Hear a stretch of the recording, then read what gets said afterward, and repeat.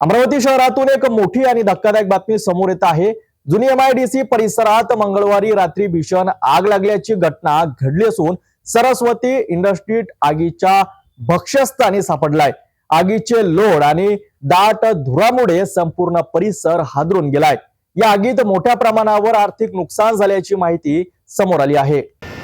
अमरावती शहरातील एमआयडीसी परिसरात मंगळवारी रात्री उशिरा अचानक भीषण आग लागली। ही आग सरस्वती इंडस्ट्रीजच्या परिसरातील गोदामाला लागल्याची माहिती समोर आली आहे। गोदामात साठवलेला लाखो रुपयांचा कच्चा व तयार माल आगीत जळून खाक झाल्याचे प्राथमिक अंदाज वर्तविले जात आहे।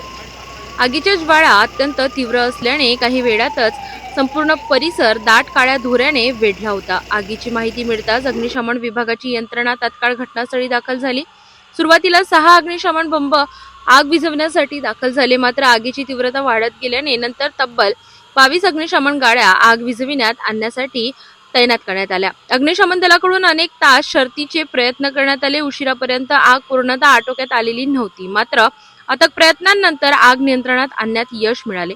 या घटनेमुळे परिसरात मोठी अफरातफर उडाली होती।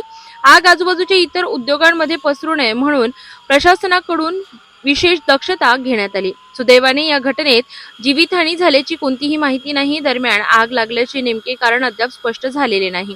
प्रशासन आणि आपत्कालीन यंत्रणा सध्या अलर्ट मोडवर असून परिस्थितीवर बारकाईने लक्ष ठेवण्यात येत आहे। आगीचे कारण शोधण्यासाठी पुढील तपास सुरू आहे। अमरावतीच्या एमआयडीसीतील ही आग शहरासाठी मोठी धोक्याची घंटा ठरली। औद्योगिक परिसरातील सुरक्षा व्यवस्थेवर पुन्हा एकदा प्रश्नचिन्ह निर्माण झाले।